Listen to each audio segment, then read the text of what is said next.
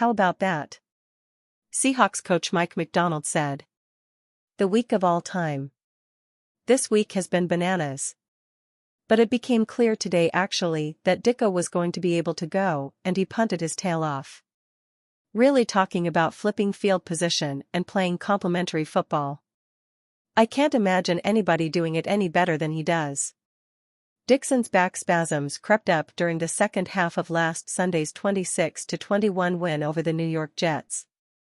Dixon being unable to punt worked in the Seahawks' favor when they decided to go for it in a situation where they would likely have punted, converting thanks to a Jets penalty, which led to the game-winning TD. Dixon, who has been the Seahawks punter since 2018, said he's never dealt with back issues. It was just a spasm, so there was no injury or anything, Dixon said. They say it can happen to anyone at any time. It's kind of just your back thinks something is happening and your muscles just lock down and you have no mobility. As part of his treatment, Dixon wore a heat pack around his midsection all week, and was still wearing it after the game Sunday. I've been living in this, he said. It was strange. I've never missed a practice, rep or anything before. Dixon said he still felt the issue at times Sunday, but that it didn't completely lock up. I had to cut down my normal routine and stuff and just try to hit a lot less punts, in practice, just to manage it and just try to get on the bike a bit and stay on top of it before I go out. Arizona lost punter Blake Gillikin to an ankle injury in the first half, forcing kicker Chad Ryland to handle both duties. Ryland showed what a difference it can make, averaging just 39 yards on 3 kicks with a long of 44, with one short punt giving the Seahawks good field position to drive for a key second-half field goal. I cut it a little close, Dixon said of the uncertainty over his return Sunday. But close was more than good enough. Charbonnet thrives in Walker's absence. The Seahawks went into the week thinking they'd have Kenneth Walker III as their starting running back. After Walker missed practice on Thursday with calf and ankle issues, it became apparent that he might not be ready.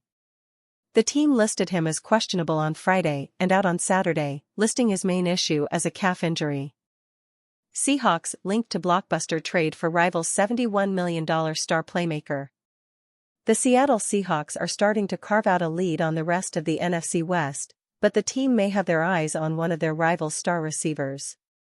Pro Football Talk's Mike Florio believes the Seahawks are a potential landing spot for Deeboo Samuel if the San Francisco 49ers look to explore a potential blockbuster trade this offseason. The insider added that the timing of ESPN's Adam Schefter's report about the Seahawks' interest in Samuel is notable. The item is far more interesting for what it reports than what it could mean. The timing of the disclosure, tied to the latest Seahawks 49ers game, could be a hint to Deeboo that, when the 49ers move on from him after the season via trade or release, Seattle will be interested, Florio wrote in a November 17, 2024, story titled, 5-year-old Deeboo Samuel/DK Metcalf scoop possibly points to more scoops to come. Samuel's 3-year, $71.5 million contract is slated to run through the 2025 season. San Francisco has an out in Samuel's deal this offseason, but would take a massive $31 million dead cap hit by releasing the star, per Spotrac. The Niners playmaker would likely generate trade interest if the team looked to move on from Samuel when the season ends. Could the Seahawks explore trading DK Metcalf? The NFL Insider is curious if the Seahawks would explore trading DK Metcalf if the franchise were to strike a trade for Samuel. The odds of landing Samuel, given the 49ers are a rival, are admittedly slim. Metcalf's 3-year, $72 million contract is also slated to run through the 2025 season. It also could be a hint to the league at large that Metcalf is available after the season, especially if the Seahawks can land Deeboo, Florio added. Remember the report from Schefter at the trade deadline that, despite speculation, Metcalf won't be traded? First, there was no credible speculation that he could be traded. Second, that might have been the first priming of the pump for someone to approach the Seahawks after the season. The Seahawks attempted to trade for both DK Metcalf and Deeboo Samuel ahead of the 2019 NFL Draft, report. Schefter reported that the Seahawks were attempting to land both Samuel and Metcalf in the 2019 NFL Draft.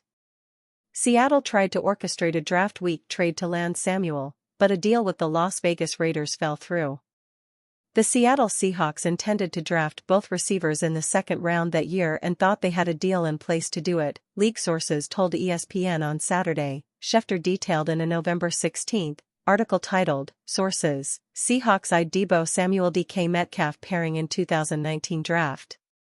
During the first round, the Seahawks traded pick number 30 to the New York Giants for numbers 37, 132 and 142 with the idea that, the next night, they would move back up from number 37 to number 35 to select Samuel.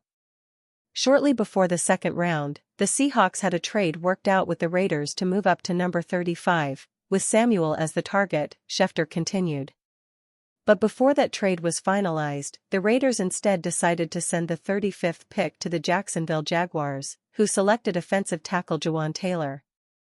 To this day, the Seahawks don't know why the Raiders reneged on the deal, according to sources. The advantage of Samuel is the 49ers utilize the playmaker as a receiver and, at times, like a running back. Samuel has only reached 1,000 receiving yards one time during his career. Through his first 11 appearances in 2024, Samuel posted 38 receptions and 531 receiving yards and a touchdown. Samuel also has 27 carries for 79 yards and a TD. The Seahawks striking a trade for Samuel is likely a long shot but could make for interesting offseason chatter if the Niners do explore potential deals in the coming months. And are you a fan?